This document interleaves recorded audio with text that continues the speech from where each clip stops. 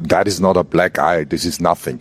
We are Thursday night. We have a free practice session 1 that we're not doing. They're going to seal the train covers, and nobody's going to talk about that tomorrow morning anymore. There are fewer than 30 men in the world qualified to drive Formula One. A mere half dozen, perhaps, to win. At this moment, I'm inclined to think you're not one of them.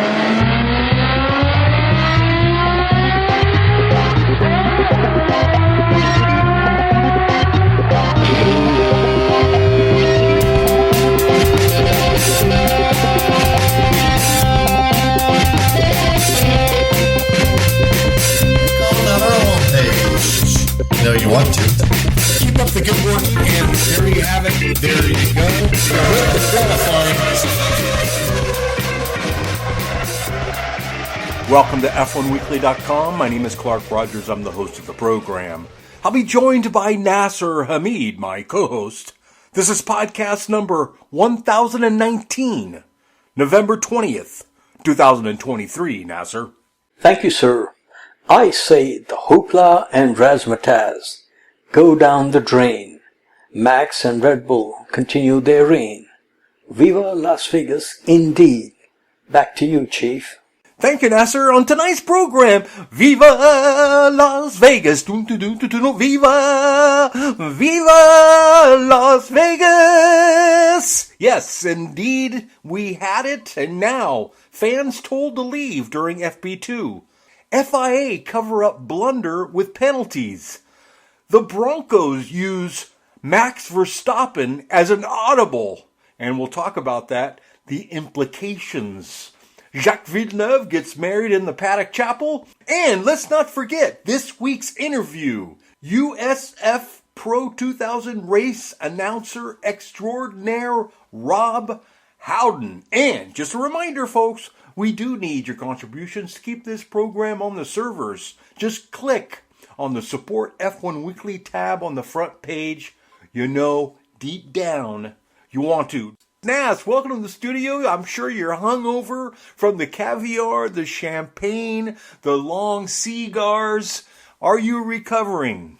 Absolutely, sir. Nothing better than waking up at 1 in the morning and to watch a race, not from Japan or Australia, but from Las Vegas, Nevada.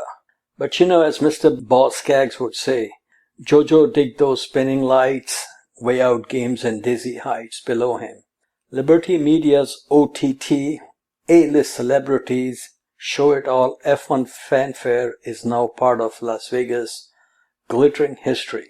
I have never seen so much hoopla criticism before any Grand Prix, even when F1 went beyond the Iron Curtain for some Hungarian goulash in 1986. And do you remember some years ago when natives were getting restless in Bahrain? There was a lot of, we should not go there. Yeah, but this was OTT on that end too. But when it was all over, after midnight local Las Vegas time, we had one of the most exciting races of the season. The race gave us one of the rare sights in Formula One these days, and somebody must have hit the jackpot in Vegas. And that somebody passed Max Verstappen on the track to take the lead. That was very, very impressive. And final laps for Mr. Rogers, in the immortal words of Darrell Waltrip before a NASCAR race, boogity, boogity, let's go racing, boys. Victory has put Max on level with Sebastian Vettel, 53 victories, third on the all-time list at the age of 26, behind only Michael Schumacher, 91 wins, and leading the way and still in relentless pursuit of more, Lewis Hamilton, 103 Grand Prix wins. When it was all done and star-dusted, all the criticism went down the same drain the naysayers were pitching and moaning about. Vegas has gone from Flamingo to Formula One, Danke schön to Bugsy Siegel and John Malone. Who could ask for anything more? Just one thing. The unwashed and zestfully washed masses would like to see the ticket prices come down from the stratosphere to the strip. That's my only rage of the race. But Mr. Rogers, we need to talk about something far more important and impressive, and I'll let you take the mic and tell me how you like the pre-race show. So, are you talking about the opening ceremonies, NASIR? Si, senor. Oh my God. Well, the problem is they picked a very weird decoupage of artists, and some of them shouldn't have been there, and the other ones were just fine. And I liked the little love between Nico Hulkenberg and Fernando Alonso. To be honest with you, if they had the artistry in terms of singing down, I wanted to hear Deep Purple's Dalida. Yeah, Dalida. Dalida would have been good. Yeah, they could bring her back. But anyway, the weekend, when I sat down and I thought everything was going to be exciting, and Carlos Sainz had the incident, I don't know, I thought this was starting on a very strange and somewhat macabre start. Well, the show was very impressive, put on by Formula One, and it's Vegas, so it has to be expected in that format. The drivers were introduced on a race platform, and of course, not everyone was elated. Max called it 99% show and 1% sporting event. He said drivers look like clowns. I think they would have looked like clowns if they were dressed up as Elvis or Liberace, and I was really afraid that Liberty Media might do that. But I did not see George Russell dressed up as Lady Gaga, so I am okay with the pre-race show. And sir, let's talk about the track. Can I make a quick comment on the show? If I was in charge, so I would have brought the classics back. The dancing girls with the feathers, very little on. Each driver should have had his own dancing girl. That's how the host of F1 Weekly would have done it. I want to say something, but I better not. Okay. Like most new F1 circuits, the Vegas track design is from the mind of Hermann, the German Tilke. The race is promoted by Formula One, and they have spent over $500 million creating this shindig in the Sin City with a decade-long contract, and this includes a permanent, very impressive pit building. And it's the second longest lap of the calendar after Spa. You okay with the track layout, sir, without comparing it to Reims and Rouen? No, I like the track. I thought the track was beautiful. It was fast. I liked the little, it's a little hog, but nice track, high speed. I thought that was genuinely wonderful. Just a little more inspection, the final little details. You got to tighten that stuff up. But no, I thought the track was awesome. The lighting was awesome. I think the whole production was pretty good. That's the other thing. A lot of people thought with the low grip levels that it was going to become Spa 1998 without rain. And none of that materialized. No red flags. It was very clean. Everybody made the adjustments. The tires proved to handle the low temperatures. The biggest problem for everybody, especially Christian Horner, is the time of day, or should I say night. The scheduling was a little on the bizarre side, and fatigue set in early for a lot of us. Exactly. Yeah, timing, I have an issue also. We're watching a race in the US, not in Pyongyang or Tokyo or all these faraway places. But anyways, we now move on to quali. The wild and prancing horses were able to drag away the pole position from the raging Red Bull of Mr. Max Verstappen. This was fifth pole of the season for Leclerc and number 23 of his career. Surprises of Q1. Both papaya cars were unable to peel off fast laps and were unable to move into Q2, leading Zach Brown to say, and I quote, "I'm very disappointed. The slow speed corners are not our favorite. Downforce is a struggle in the course of the season. Let's see what happens on Sunday. The race may be a surprise." End quote. Both McLarens out in Q1 was a big surprise for me, especially given their recent upsurge in races. In the previous street race in Singapore, Lando had qualified on the second row next to Leclerc. Surprises in Q2. This was a big surprise. Lewis Hamilton and Sergio Perez. Advancing to Q3, local yokel Logan Sargent and the new Aussie from Finlandia, Valtteri Bottas. Now in the post-quali press conference, Leclerc was asked about the layout of the track, and he said street tracks are my favorite. And of course Max on the other hand said he does not like street circuit and prefers high-speed tracks. where you can push the limit. Anything you observed you want to say about Collie? Were you surprised Lewis did not make it to Q3?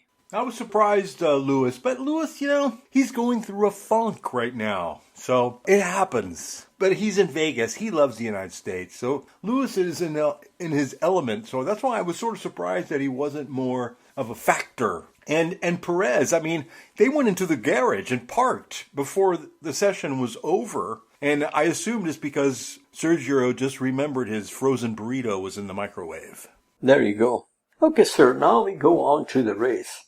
This was Vegas, and it reminded me of Bob Varsha's favorite saying from days gone by on F1 telecast. Ladies, time to show us your legs. We all thought Prancing Horse will have fast legs, but Red Bull, they shoot horses, don't they? Max did to Leclerc what he did to Seb in Mexico some years ago, forcing the issue and grabbing the lead. I think Charles needs to watch some Michael Schumacher starts and learn the art of chop chop as soon as the lights are off. The stewards gave a 5-second penalty to Max, like this was going to make any difference with the whole race to run. The first 3 laps, it looked like the doubters and the haters hit the jackpot. VSC on lap 2, Fernando did a 360 fandango and lucky not to hit the wall or another car. On lap 3, Lando into the barriers. He was taken to hospital, but he will come back to fight another day in Abu Dhabi. Were you surprised at the early mayhem, sir? Very surprised. I thought it was a little bizarre, especially, the McLarens really surprised me in Q1, and then this issue, they were definitely not comfortable. Not sure what's going on there. Yeah, I think Lando ran over a bump and lost it, but these things happen. Well, everybody seems to be blaming the track for their bump. Is this track that bad? There are others blaming bumps on problems. I did. Yeah, the wind was against me and, all sorts of excuses. Brembo. Hitco or carbon. Yes. Or my favorite is the team is French, so they are helping a French driver. Yeah, I'm not European, so they're out to get me. You gotta be kidding me. Okay, moving on. Lap 10. And I've heard these excuses personally from drivers, believe it or not. At the level of GP2, in those days it was called Rapidos, and now, of course, Formula 2. And don't forget Sebastian Bourdais at Red Bull, or Toro Rosso, I think it was called. Yes. Lap 10 of 50, Max had a 2-second lead over Charles with Russell third. Williams were running 5th and 6th, and this was very impressive. Albon ahead of local lad Logan Sargent. Ocon was the man on the move, 7th after starting from 16th on the grid. Now, Mr. Rogers, by this time, we had seen enough of A-list celebrities. Who did you like? You must have missed Catherine Deneuve and Brigitte Bardot and Jean-Paul Belmondo. Ça c'est vrai, mon gars. You know that I do miss Catherine Deneuve. She was awesome. And Brigitte Bardot, she's still, I think she's 87, still lives in Provence. So she's kicking ass. Heidi Bloom, for me, was knockout. Yes, oh yes. Okay, lap 16, a sight to behold. Once in a blue moon opportunity, Max is passed on the track as Leclerc leads and Max goes into the pits to serve his 5-second penalty and switch to hard tires. When Leclerc went into the pits, the race leader was the mystery man of the 2023 season, Sergio Perez. Halfway distance, lap 25, Max up to 4th after playing Let's Get Physical with George Russell. Checo was still leading the race with Leclerc 2nd, and 3rd was mystery man from Montreal, the one and only Lance Stroll. Any comments on the argy-bargy between Russell and Max? It was Russell's fault. Russell didn't see him, and in the end, he knew that. So, and Max, he's on a roll. It's not going to end very, very soon. No. And, the season will end very soon, but I think his super uber domination is going to continue next year also. Okay. Debris on track brought out the safety car. Now, this was interesting, and Charles even was surprised when they were in the limo. Both Red Bull cars came for fresh rubber. Scuderia kept Leclerc out, and he went back to P1. What did you make of that call, sir? I thought it was very, very interesting. Yeah, It will be a very nice day, when we hear Ferrari took a gamble and brought the driver in and the strategy worked out. We haven't heard that in a while, have we? No, but they're trying, You have to admit, though, what's great about this race is the Ferrari had great pace and kept up with the Red Bulls pretty good, so I was very proud of Leclerc. Yet the podcast pundits all over the web are saying that if they had brought in Charles also on the for new tires, he probably would have won the race, or if there was no safety car. But these things happen. When the lights went green on lap 29, top 5 were Leclerc, Perez, Gasly, Piastri and Max. Lap 31, Max is 4th, while Perez piling pressure on Leclerc for the lead. This was accomplished on lap 32. Max was less than 5 seconds behind, which means, regardless of who the race leader was, his goose was simmering. Lap 34, a tremendous dicing between the Alpine aces, Ocon taking 5th from compadre Gasly. This team is really lost like Lewis Hamilton and Mercedes, and I don't know how long they will last. And you're Francais, what say you? Yeah, and they do show good speed. Besides these guys not getting along, and I'm not sure. They're sort of stuck in a funk, just like Lewis Hamilton. So I don't know. We'll see what happens in the next couple of years. It's an all-French team. You'd think they'd be doing a little bit better because I know Renault is capable. So I really don't know. Yeah, lap 35, Leclerc passed Perez to retake the lead. 2 Red Bulls behind is never a good sign when you are trying to win your first race of the season, especially when a lap later the car behind is driven by Mad Max. Lap 37, Goose was fully cooked by the Gordon Ramsay of the Netherlands as Mac took his birthright place at the front. With 11 laps, this was my favorite scene, Mr. Rogers, something you just have to admire. With 11 laps to go, Alonso was running 11th and his BFF, LCH, was solid 12th, proving once again, misery loves company. Perez was pumping fast laps and closing once again on Leclerc. Lap 43, Leclerc locked up and we have a Red Bull 1-2. And I'm sure you saw the chairman of Ferrari, John Elkann, not looking too thrilled when that happened. No, he texted Montezemolo right away. Lap 47, LCH says adios amigo to Alonso to take 8th. Final lap, last hurrah by Leclerc as he passes Checo to be the winner, behind Max. Max is the king in America, winning all 3 races this season, kind of like Marc Marquez in MotoGP. I was tickled pink to see Justin Bieber wave the checkered flag and Rihanna wearing dark glasses around midnight and looking like Roy Orbison. Pretty woman walking down the strip. Any other thing or performance stood out for you, sir? Well, you know me. First of all, the Beeb is just not allowed in the F1 Weekly podcast. No, a lot of cool people. Rod Stewart. Who doesn't like Rod Stewart? It was great. I thought everybody was there. Shaq. What's up with the grid walk? Martin Brundle trying to talk to Shaq. Shaq, he's at the Red Bull team's entourage. And then he goes up to Martin Brundle and goes, Lewis Hamilton, man. It was really bizarre. Martin Brundle just has no luck doing the grid walk. I think he should have been wearing something interesting to find good interviews. Yes. Now let's take a look at some of these drivers here. Max. By Max's standard, this was a scrappy race for him. Like he said, he had to work for it. For most of the race, I thought I was watching Max in a Toro Rosso. What is 5-second penalty for the package that is Red Bull, Honda, and the talent that is Maximilian Verstappen? His argy-bargy with Russell was the closest he came to losing the race. As mentioned before, and will be in the future also, Leclerc and other lads need a car half a second faster to beat Max. Because, as you saw at the start, even if they have a equally competitive car, Max's aggression and desire to win at any cost, like Senna and Schumacher, will prevail in most of the races, if not all. Now, he has 18 wins from 21 races with authority. And yes, Lady Luck plays her part in any success. His team is not looking for tires when he is in the pits. This is my favorite part. The engine McLaren paid $25 million to go away is now humming with success, singing, "Who's sorry now?" It was easy to say, "Oh, Lewis does not have a great teammate," as was said about Schumacher. The reason these drivers, including Max, did not have a great teammate is very simple. This kind of rare talent is not available through Amazon Prime.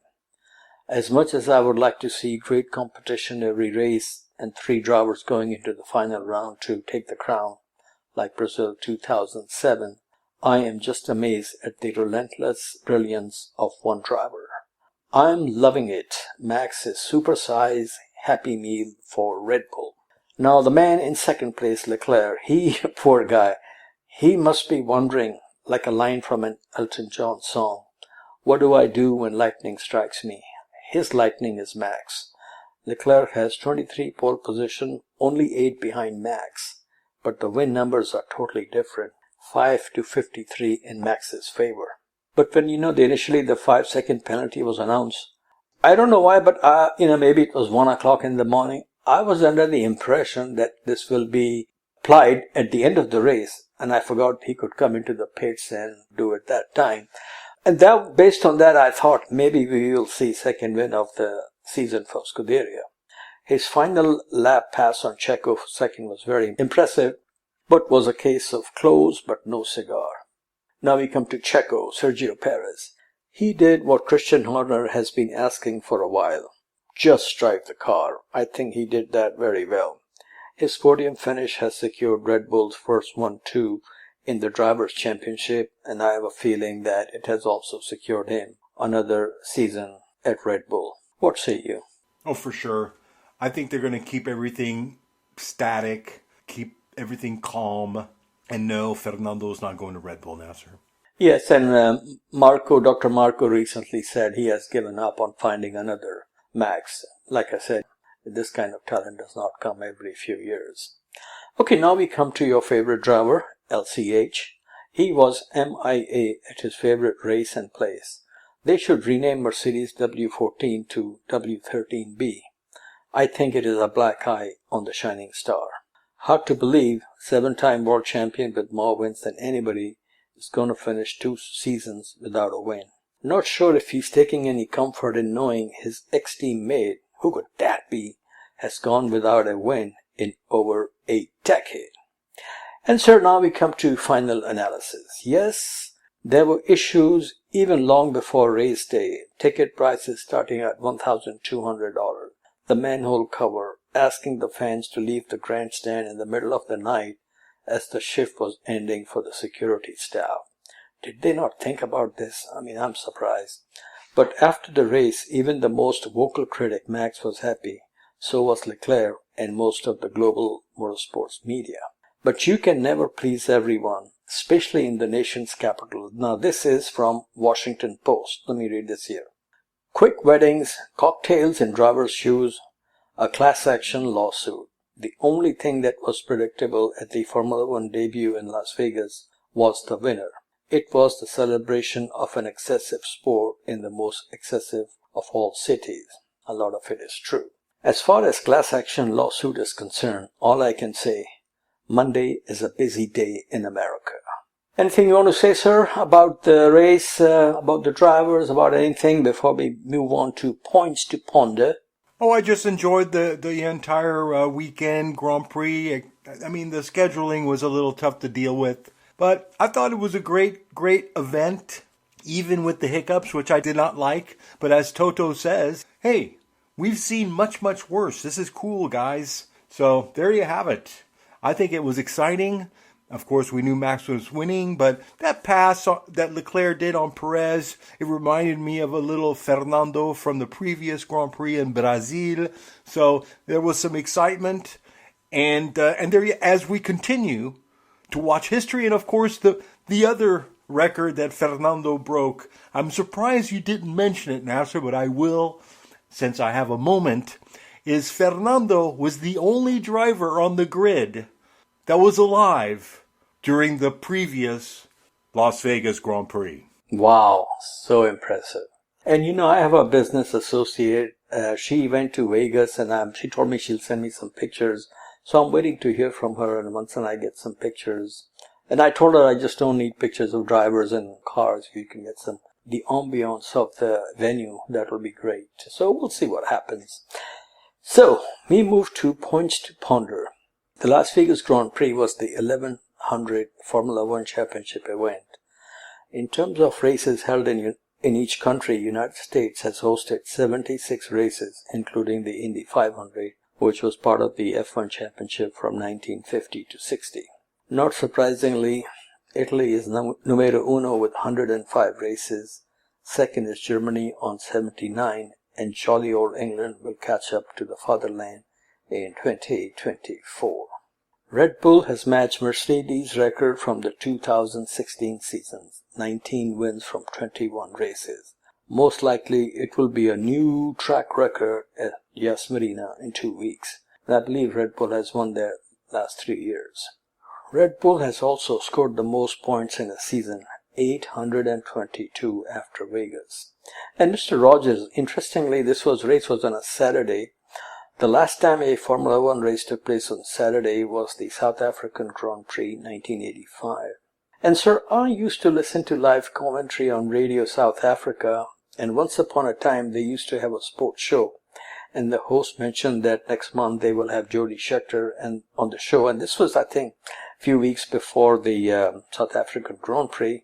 So being a F1 fanatic, I wrote this gentleman a letter requesting if he could get an autograph of Jody. And sure enough, a few weeks after Jody appeared on this show, I got mail from South Africa with a nice letter from this gentleman and Jody's autograph.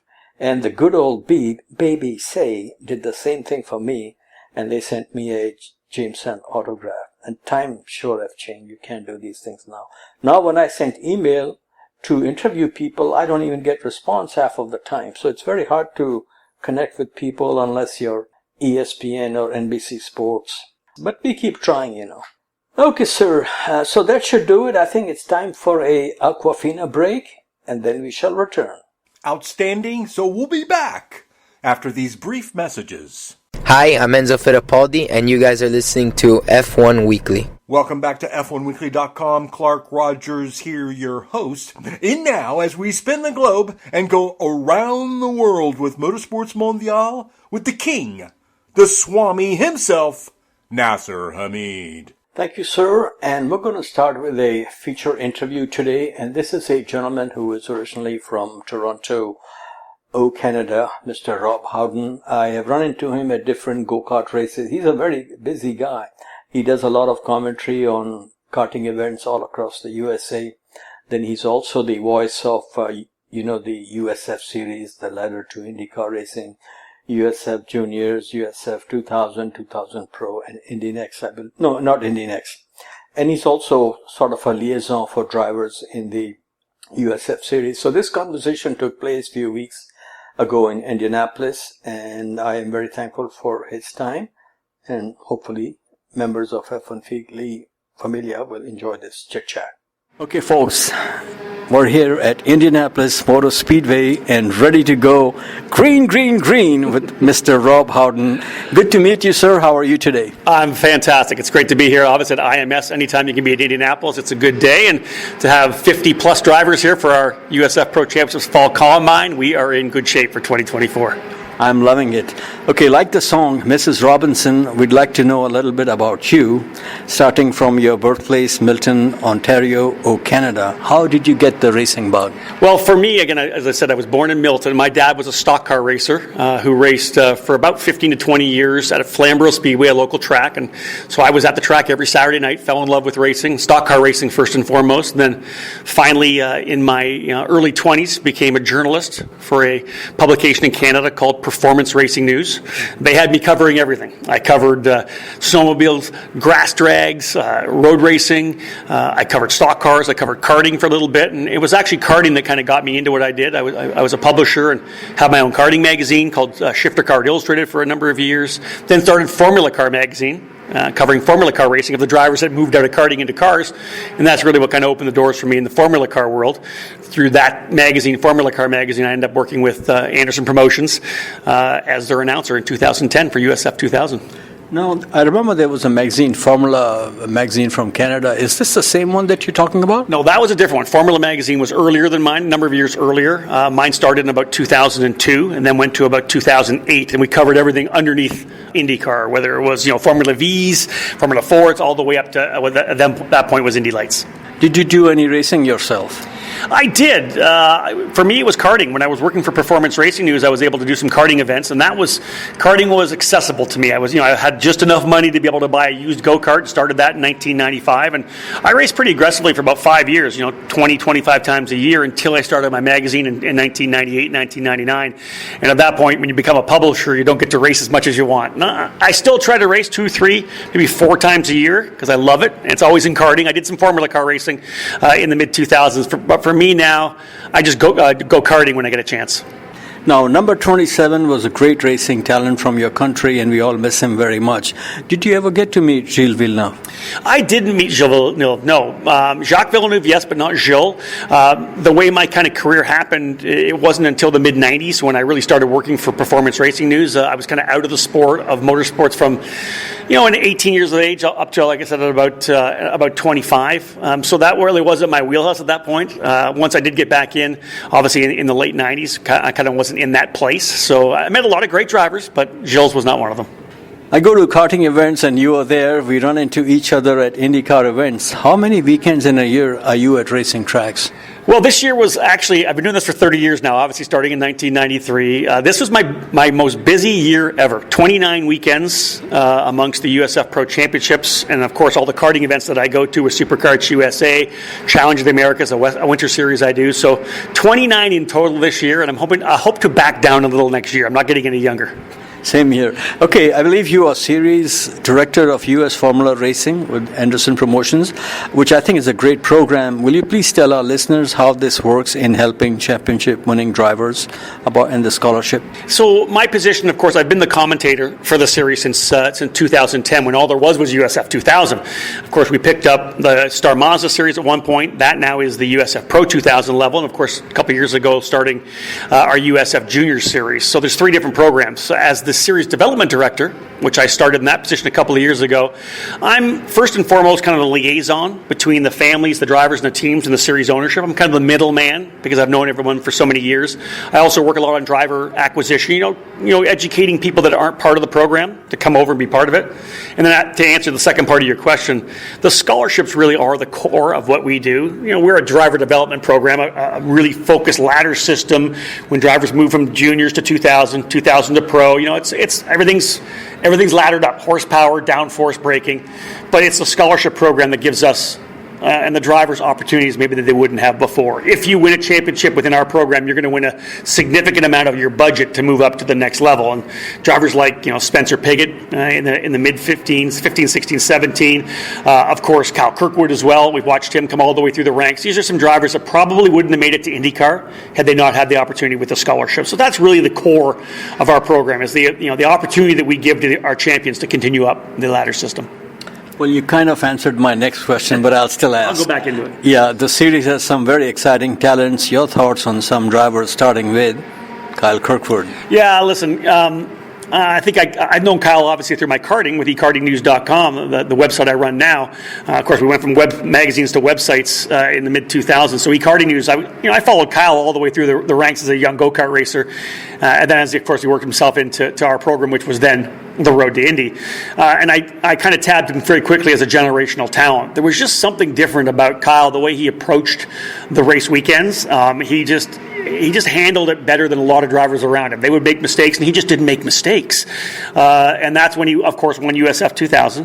And then he was the first driver to barnstorm his way through. Like normally, as we all know, in our program, you spend 2 years at each level. The first year, you kind of learn the car, learn the tracks, and then the second year, you come back, to go after the championship. Kyle just didn't need that. He was out of the gate with Cape Motorsports in USF 2000, won the championship, then won the championship in USF Pro 2000 the following year, and then, of course, as we know, the year off with COVID, then went to the Indy Lights program and was able to win the championship there as well. So he's just, and listen, we've seen what happened, right? He ran really well for Foyt, was able to get up in the top 12 on occasion with Foyt, kind of punching above their weight class at the time, and then when he went to Andretti this year, two-time race winner. I think he's going to be a long-time future superstar in IndyCar. And, of course, he came from us, from the USF Pro Championship, so we're quite proud of him. I'm surprised he's not with Penske, but he may be. You never know, right? We don't know how long that deal is with Andretti, but I'll give it up to Michael Andretti and JF Thorman over there. They saw the talent. Of course, remember, he came with them. He ran with Andretti in the Indy Lights program, which is now, of course, Indy Next. So they knew how good he was. He eventually went to Foyt for 1 year, but they grabbed him back very quickly. I would think they'll lock him down for a number of years. He's very good. Okay, my humble opinion is the next Kyle Kirkwood is Nikita Johnson. Your thoughts on this young American talent from FLA? Yeah, I think Nikita Johnson is definitely one to watch for sure. Obviously, a young talent. For me, it was the way he matured this year from last year. He was part of our very first year of USF Juniors when we used the old Ligier F4 car. This year, of course, the brand new Tatis JR23. So he was very strong in the F4 car. The inaugural year of USF Juniors was a race winner, but was always very consistent, but very aggressive. This year, it seems like he dialed the aggression back just a little bit and was just fantastic in USF 2000. Obviously, was a race winner there. We know that the talent he has. He's still so super young, but I think we saw what he was able to do in the USF Pro 2000 car. The end of the year at the Circuit of the Americas, getting a race win there. That's, I think, a little indication of how good he can be. He's very young still, and that's the amazing thing. He's got lots of seat time. Does a lot of testing overseas as well in Europe with VRD's cooperation with HOWDEN, in GB3 and GB4. He gets a chance to run different equipment over there. So he's given the opportunity to drive as much as he can, and I'm excited to see what happens and what he decides to do this year. I would expect USF Pro 2000, but he may do a lot of races over in Europe as well. We're not quite sure what he's going to do for 2024. Yeah, very good talent. Okay, Nolan Siegel will be in his second year of Indy Next in 2024, and Miles Rowe will be a rookie. Who do you see between these two and Louis Foster as the champion in 2024? That's a really interesting question. You look at Nolan and Louis, right? Both winners last year as rookies in Indy Next, both with great teams, one with HMD Motorsports for Siegel, and of course Louis Foster, who won the USF Pro 2000 Championship with Exclusive Autosports a couple of years ago, or the scholarship last year. He's with Andretti. And then Miles Rowe with HMD. And for me, I think it's for each three drivers, they're all in different situations. I think Siegel and Foster, they're in their second year, right? They're looking after the championship right now. Siegel's kind of looking at the championship potentially mid-season, but had a couple of bad runs, and that allowed Christian Rasmussen to come to the forefront. But, Siegel and Foster are both going to be it'll be nothing but wins and championships for them to be successful. Both or be happy. I think both are bound for IndyCar eventually. Louis is a fantastic driver. It's just unbelievable. And I think Nolan Siegel, we've watched from a 14-year-old in USF 2000 with Newman Walks Racing to come where he has come. He's such a mature young man, and both those drivers are going to win races in 2024. For me, when it comes to Miles, I think he could win those races. I just hope that he takes the time to breathe and realize he doesn't have to win, because Miles needs to be on a 2-year program, in my opinion, in Indy Next.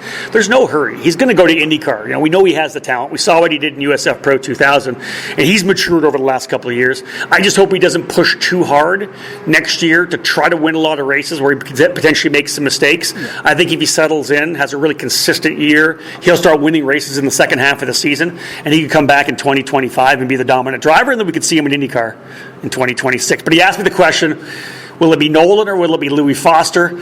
Somebody asked me this yesterday, and I said probably Louis Foster. I think Louis Foster will win the championship, but I think he and Siegel are going to be battling all the way to the very end. Yeah, great. Okay, any other driver you rate highly who are testing here this weekend? I think I rate a lot of drivers unbelievably highly right now. We're excited to see some Europeans coming over, kind of trying what they have here right now. I think the Pabst drivers we would look forward to be good. Obviously, Simon Sykes, winning the championship last year, but Jacob Douglas has been good here on the opening day here at the Fall Combine. Both those drivers I think will be very strong. The pro category, I think, is going to be one of the tighter classes we've seen in a long time. I'm really looking forward to seeing how the pro field fits in. I think the biggest, I don't want to say surprise, but maybe you throw a little wrench into the ideas of others, was the fact that Braden Eves is back with Exclusive Autosport. Former USF 2000 champion, a USF Pro 2000 race winner, essentially on the couch last year.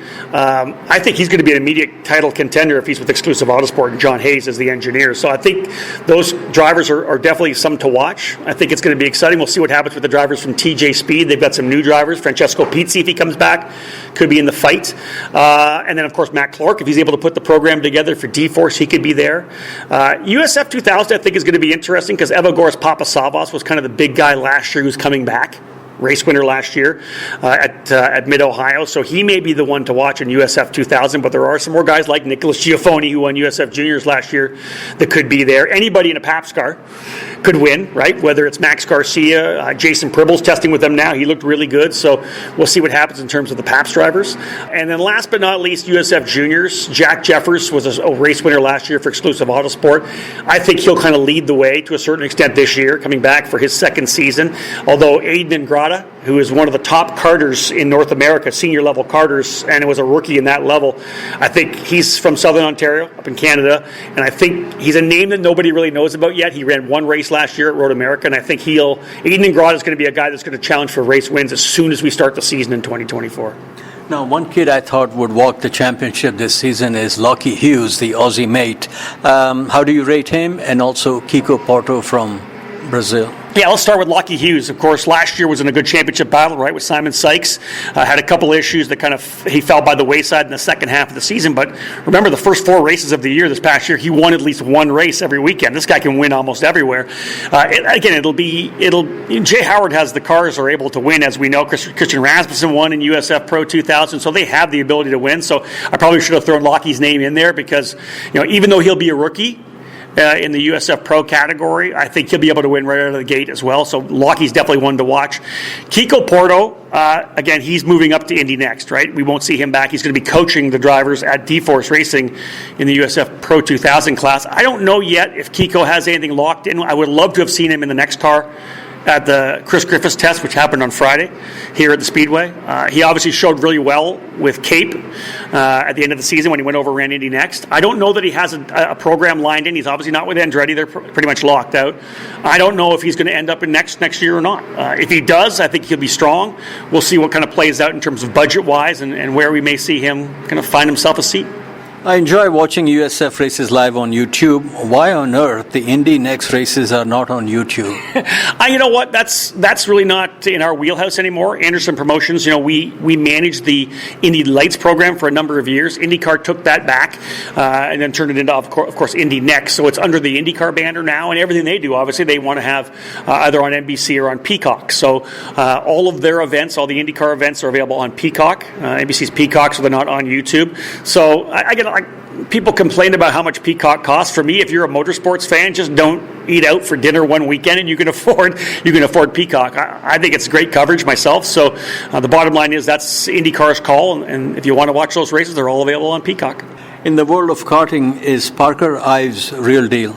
Parker Ives. So we're going to go from the top to the bottom because Parker is a young driver in the micro Swift, the micro cadet categories, and I think Parker is a great driver to watch. There are a number of very talented young kids coming up through the cadet classes, which are the micro and mini classes, anywhere from 7 to 11 to 12 years of age. And Parker's one we've had fun watching. He's been part of that lead group for the youngest group on the national level, and he was able to win a bunch of races. I think he won the USPKS championship this year, I believe so. One of the titles, at least, Parker was able to win. So, listen, when you're that young and you start learning how to win races, the racecraft these kids have in the cadet category blows me away. That sometimes they race better than the older kids. They don't crash as much, right? They get into the lead group and kind of show the strategy. So Parker's just got to keep racing. He's got to be, as long as he's having fun, number one, keep racing, getting as much seat time as you can, and he's already shown the abilities. So Parker Ives could definitely be one to watch. Maybe we'll see him in the USF Pro Championships in 5 or 6 years by the time he gets to us. Yeah. My friend has a son also racing in Micro Swift. How do you rate Pasha Ali? Pasha Ali, that's fantastic. So yeah, Pasha, you know what? He took leaps and bounds this year. We watched him, actually had a lot of bad luck, to be honest. There was a bunch of races where he was super fast and had some bad luck, lost a chain or something broke. But he had some really good, strong runs here over the course of the 2023 season. So again, it's all about experience, right? He runs some regional races. He runs some national races. I think the Pasha's a driver that we saw in the top 10 this year. We're going to see a lot of top fives and more wins. He won a couple of races, I think, this year, and he's going to win more races in the future for sure. Very talented. Thanks. And good to hear that. Okay, now, you've seen a lot of young drivers go all the way from karting to Indy cars. What do you think is the biggest mistake young karters make when they come into single-seaters? Here's the big difference between karting and cars is you simply can't drive it the same. You know, everybody knows karting is the purest form of motorsports. Any Formula One driver, IndyCar driver will tell you, I started in karting. Everybody should start in karting. But you have to make the transition from karting to cars. It's a lot different.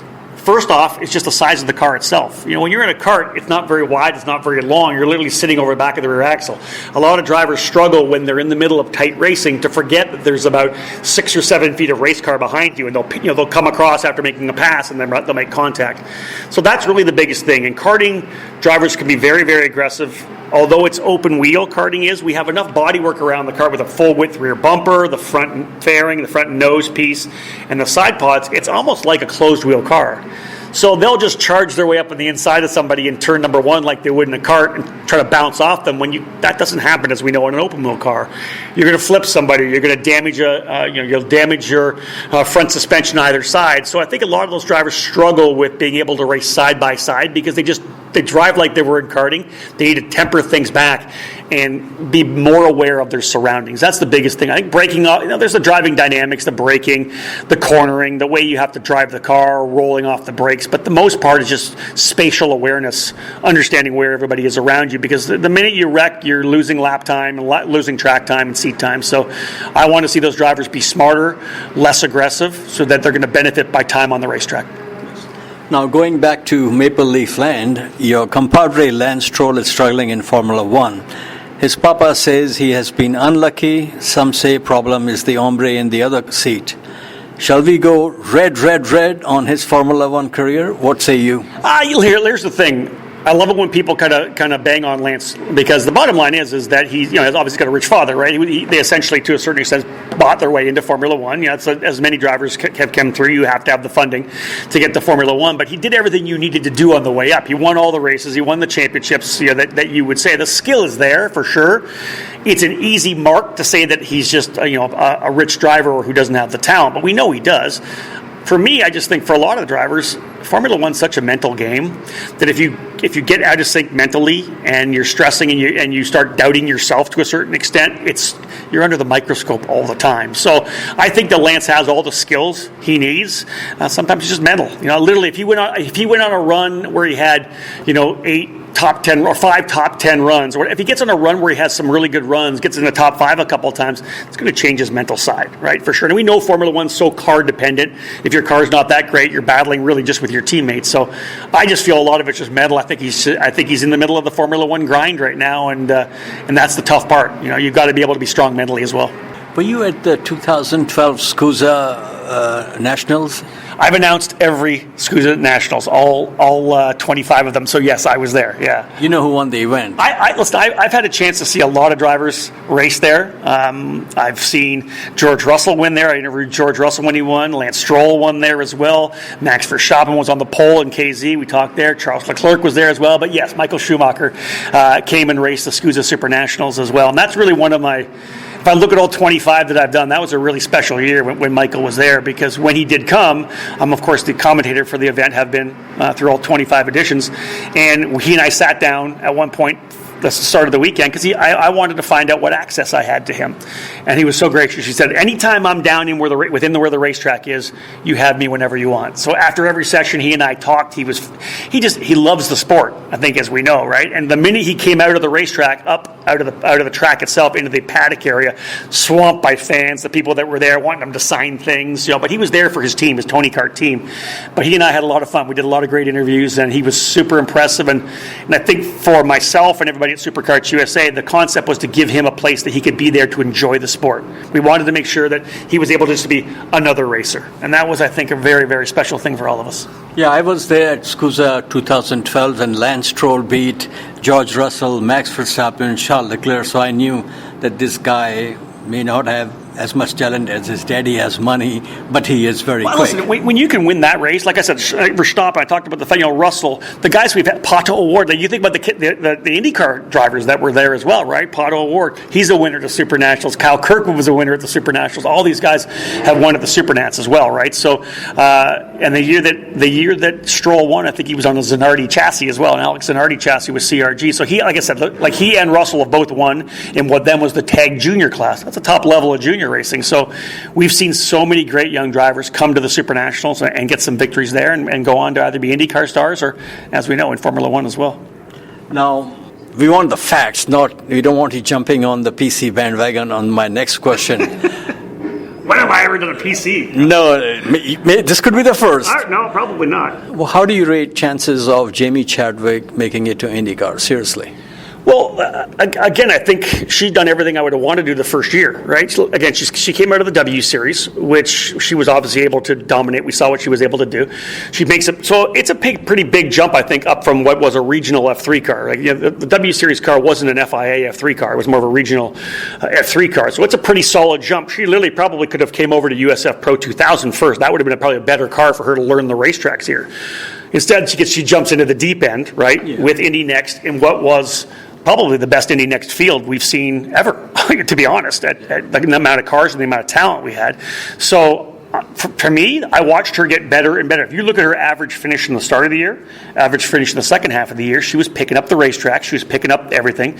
I think for her to come back, she could do 3 years. In my mind, I think she should have been in USFPRO this year. Totally agree with you. Right. So let's just call this first year in Indy Next kind of a throwaway year. She was testing. So she, in my mind, I know she doesn't want this, but she could do 2 more years of Indy Next, like Stingray Robb did, and be a driver that runs top 5. And again, to go to IndyCar, it's not all about talent. You have to have the funding. You have to have the storyline, and she obviously does that. We want to see another female in IndyCar. So I 100% could see her in IndyCar. It depends on where the opportunities lie, because the field's growing, more teams are coming in, there are drivers that are starting to retire, so will there be a place for her to come in? Will it be with Andretti? Will it be with another team? I just think that if they don't push her, she will eventually become a top 5 driver. She's going to get stronger. She understands what it takes to drive those cars. So she's going to get better in terms of knowing the car. All the tracks, again, remember all the drivers she's racing on, if you look at the field, right, there was only 2 drivers or 3 drivers that didn't come up through the USFPRO championships. We essentially gave a vast majority of the field have come with us. So they've come through USF 2000, USFPRO 2000. They have so much more experience on these tracks than she does. She was so far behind the 8 ball coming in that she was having to dig out of a hole all year long. So I think people need to, if anybody's, let's say, putting a black mark on this season for her, they need to realize this was really a fact-finding mission for her. I think that she's going to show a lot better next year. She's going to be a top 10 driver on a regular basis next year. And if she gives herself 1 more year, she'll be primed and ready to go to IndyCar. I personally believe that she'll be able to do it. Is it going to be a lot of work? Yeah, it is. It's going to be a lot of work. She's small. She's not like, it's not even that she's not strong. She's just tiny. And to be that small, she's tiny. And there's not a lot of leverage inside the car. So she's going to have to get super strong to be able to hustle around, number 1, a next car, and then, of course, an Indy car as well. And these Indy Next cars don't have power steering. No, they do not. No, there's no power steering whatsoever. So you're really having to hustle the car around for sure. And again, you think about the fact that you come up through the USFPRO championships. Every time you go to the next level, it's more horsepower, more downforce, more braking, and more tires, more grip. Well, the minute you get to, you go from 280 horsepower in a pro car to 450 in a next car, and then of course you jump up to massive horsepower in the Indy car. So personally, I was impressed by what she did this year. I think she just needs to keep her head down.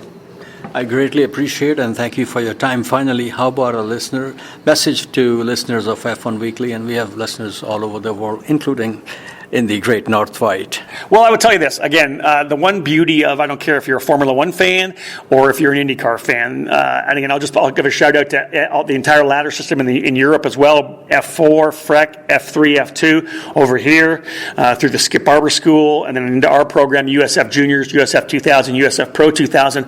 If you pay attention and follow this level of racing, it's kind of like if you're a baseball fan, you're watching single A, double A, triple A.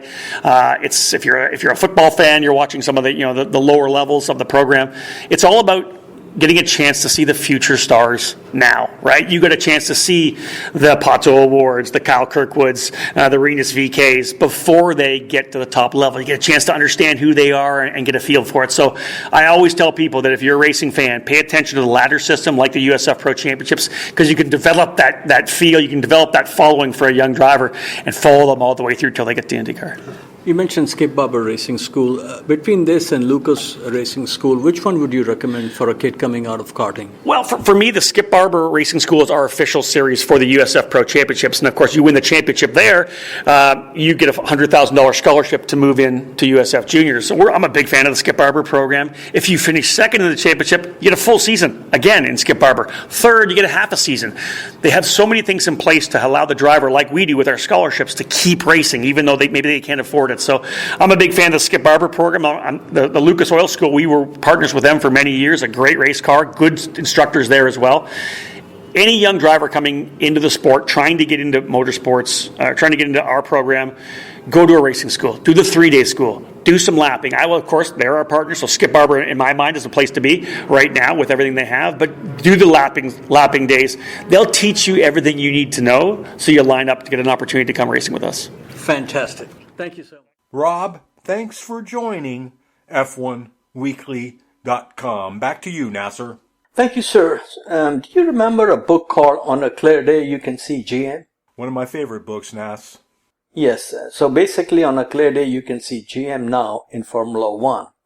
The Bowtie Brigade has announced it has formally registered as a Formula One power unit manufacturer starting from 2028 and plan to supply Andretti Cadillac as a full works team. Some reports are saying the engine will be built by Ilmor. I mean, these are the people who built the original Mercedes engine back in England. And so this gentleman, Mark Crews, who is GM president, he said, and let me quote, "We are thrilled that our new Andretti Cadillac F1 entry will be powered by a GM power unit. With our deep engineering and racing expertise, we're confident we'll develop a successful power unit for the series and position Andretti Cadillac as a true works team. We will run with the very best at the highest levels with passion and integrity that will help elevate the sport for race fans around the world." End quote. And you know, this is very good news. Michael Andretti and his people, they have done anything and everything they were asked by Formula One. But you know, these FOM, Toto Wolff and his cronies, I was watching Toto's interview. Well, I have not seen anything. They have to show us some numbers, how it will promote the sport, how it will be beneficial. I mean, this is just getting to be very, very pathetic. What say you? Well, it's classic. F1, I mean, people don't understand. There's arrogance everywhere. We're a little arrogant. But Toto and his cronies are so arrogant that Michael Andretti is absolutely correct. They do look down on these people as hillbillies from the Kentucky Appalachia Hills or something. It's pretty bizarre, and it's embarrassing. I think it's a type of racism deep down. The problem is the FIA don't have any control over this. FOM could put their foot down and not allow them in. Yeah, but you know, they will have to find a solution. And I don't know what it will be, but if the FIA, because there is also this issue of that if they do that, then this can get ugly under the European Union antitrust law. And I'm not F. Bailey, so I cannot comment on this, but I've read this from several senior people. So let's hopefully they will. What I'm thinking, first of all, they can increase the 200 to 300 or 400, or they cannot allow Andretti team to get money for the first 2 years or 3 years. It has to make sense for all parties. You cannot say you'll never get any money or it will be a 10-year block. That will be ridiculous. But, some of these teams, like, Toto Wolff, he's already talking about a succession plan. And who knows, Mercedes may bail out. All these big companies come and go. Honda had decided to come back, and they did a baby comeback debut. And Renault has come and gone. So I am very hopeful. I would love to see this entry granted in Mario Andretti's lifetime. It will be such an incredible achievement for that name. Okay, sir, where are we going now? Okay, as if he needs more. Show me the money, says Lawrence Stroll.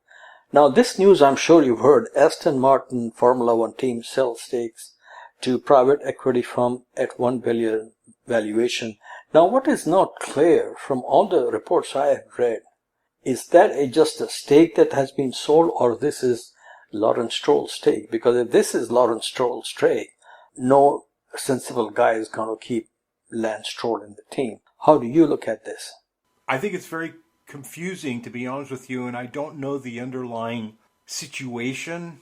I agree with you. I think Lawrence, excuse me, I think he wants to get out of this, and $1 billion would suit him just fine. Yeah, and the private equity firm is called Octos Partner, and surprise, surprise, once again based in the good old USFA. Okay, sir, now we go to Macau Grand Prix. After a few years away, the Formula 3 cars are back in the high life in Macau. With corner names like San Francisco and Viterni-Bend, an exciting race will be delivered every year, and this year was no exception. Outside the world of Formula 1 racing, Macau Grand Prix is one of my favorite events. Others being not in any order, Bathurst 1000, Dakar Rally, Le Mans, and the Big Daddy at the Brickyard, the Indy 500. And of these events, I've never been to Bathurst and I've never attended Dakar Rally, but I am totally committed with new motivation to make this happen in the next 2 years. So we'll see how it goes. The winner was Williams Academy driver from UK, Luke Browning. And I watch this race. I watch it every year. Dennis Hogger from Norway was second, and third was Gabriel Mini from Sicily. Cool Hand Luke also won the qualifying race on Saturday. In fact, he led all laps in both races, despite tremendous street hustle normally associated with Macau.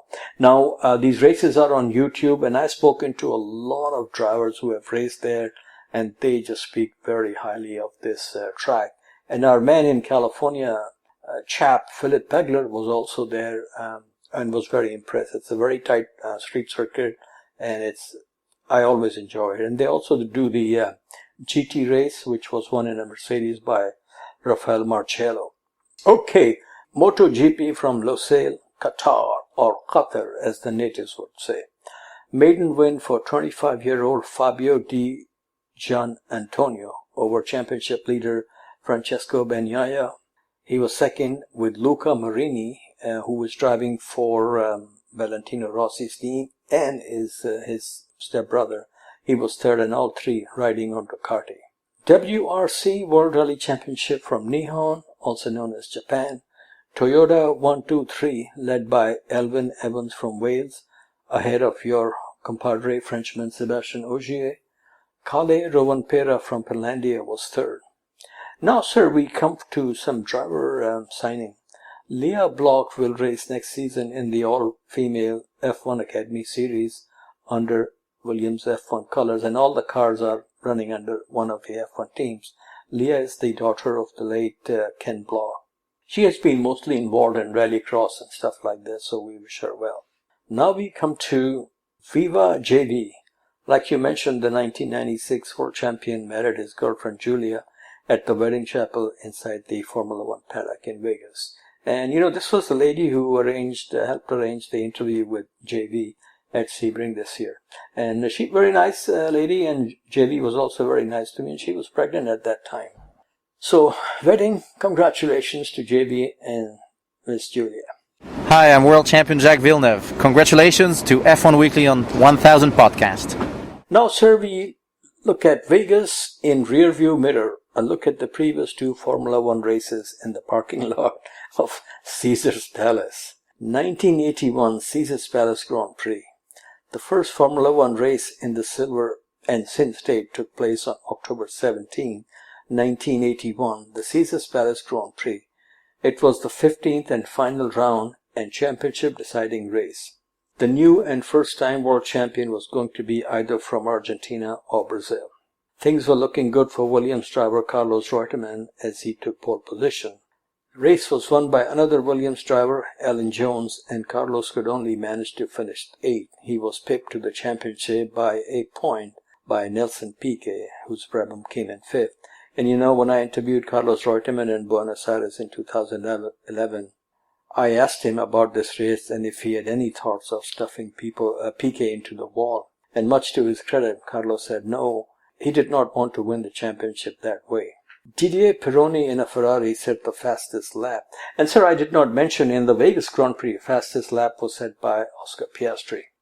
Now, one driver who failed to qualify for the 1981 Vegas Grand Prix was Slim Borgert from Sweden. He used to be a drummer for ABBA. I guess he took a chance on Caesar's Palace Grand Prix and did not work out. The second parking lot Grand Prix took place on September 25, 1982. And sir, this was the month I went to Monza, in 1982 of course, and I was at my aunt's place in London and I watched the race live on BBC. Again, it was final race and championship deciding race of the season, round 16 of the 1982 season. Again, two drivers were fighting to win the championship for the first time. Keke Rosberg, his only win of the season came at Dijon-Prenois in the Swiss Grand Prix, and John Watson, who had twice as many wins as Keke in Zolder, Belgium and Detroit. Keke turned out to be the Julius at the end of the Caesars Palace Grand Prix. Michele Alboreto in a Tyrrell won the race. And now, sir, we come to famous last words. Toto losing his cool. Let's listen in total to Toto going ballistic over black eye comment at the team principal press conference. That is not a black eye. This is nothing. We are Thursday night. We have a free practice session 1 that we're not doing. They're going to seal the train covers and nobody's going to talk about that tomorrow morning anymore. Did you ask the question? It's completely ridiculous. Completely ridiculous. FP1, how can you even dare trying to talk bad about an event that sets the new standards to everything? And then you're speaking about a drain cover that's been undone, that has happened before. That's nothing. It's FP1. Give credit to the people that have set up this Grand Prix, that have made this sport much bigger than it ever was. Have you ever spoken good about someone and written a good word? You should, about all these people that have been out here. Liberty has done an awesome job. And just because in FP1 a drain cover has become undone, we shouldn't be moaning. The car is broken. That's really a shame. For Carlos, it could have been dangerous. So between the FIA and the track, and everybody needs to analyze how we can make sure that this is not happening again. But talking here about the black eye for the sport on a Thursday evening, nobody watches that in European time anyway. Okay, sir. Finally, some fun fact on the planet of Las Vegas from the website planetf1.com. And Vegas is a world of its own. This is interesting. There are 150,259 hotel rooms in all of Las Vegas. That's more than any other city in the world. It would take 411 years for one person to spend one night in every hotel room in Vegas. And that brings us to man from Stockton, not too far from Vegas, Stockton, California, that is, and Senor Chris Isaac. Thank you for listening, and please enjoy Blue Hotel. Bye-bye. Good night.